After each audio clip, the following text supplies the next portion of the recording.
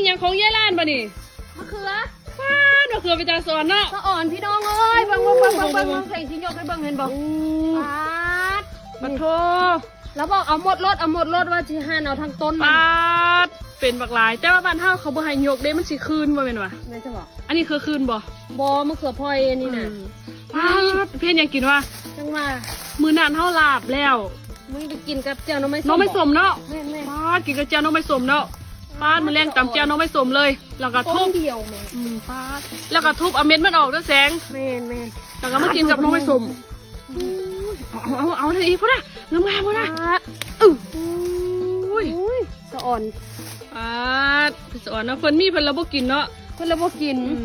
มันบอกเอารถว่าสิเนี่ยเอาไปกินรถ เอาเชื่อไปกินกับเจ้าน้องไม่สมเนาะแซ่บเอา พอแล้วบ่เฮา พอแล้วล่ะจงไปเพิ่นกินน้ำในเอายังเสียวอีกอยู่ เอานึง อู้นี่น่ะก็งามนั่นเอาอีกนั่นน่ะเอาอีกนั่นน่ะ พ่อ นั่นน่ะเอารถนั่นเด้เพิ่นว่าเอารถเอาพอแล้วเดี๋ยวมันสิกินบ่เบิดสิพันทิมมา อีหยังก็สิฟันทิมมาเอารถสิฟันทิมละฟันตัวเป็นหยังตั้งคนมาเอา บ่ได้ขอเลยล่ะ ไปลักเอาเนื้อกระสั่งมาตัว ขอกับบ่ขอรักเอารถดิ มาหอดลักเอารถเนี่ยมีแต่มะเขือนี่ไว้อยู่เฮือนอันอื่นบ่มีอยู่หมดแล้ว ใบประกอบกัน โอ้ยนี่เห็นเราพักเข้าท้องพักน้ำงาม โอ้ยเศร้าแน่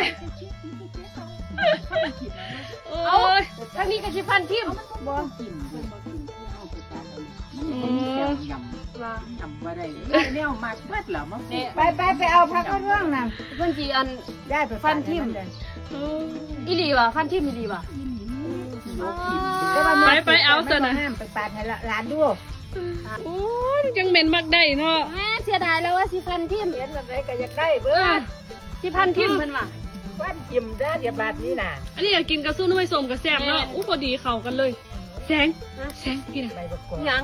ป้าดยายมะเขือมึงมาหลายแท้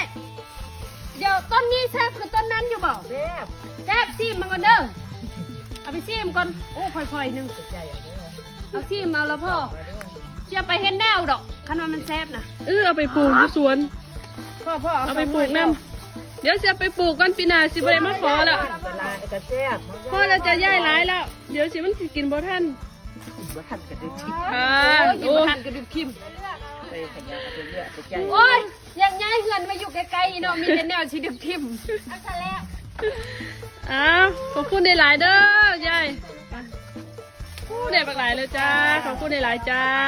พ่อแล้ว ไปเมื่อเดี๋ยวแนวกินแรงเราจะเฮา ดูบัดนี้เสียหยัง เขาว่าเสียนไปตลาด แต่ว่าเขาได้แนว บ่ กินแล้ว บ่ต้องไปแล้วตลาดน่ะ เออ เมื่อเห็นมะเขือนี่ล่ะกิน มักเล่นยังบ่สุก โอ้ยเศร้า เดี๋ยวไป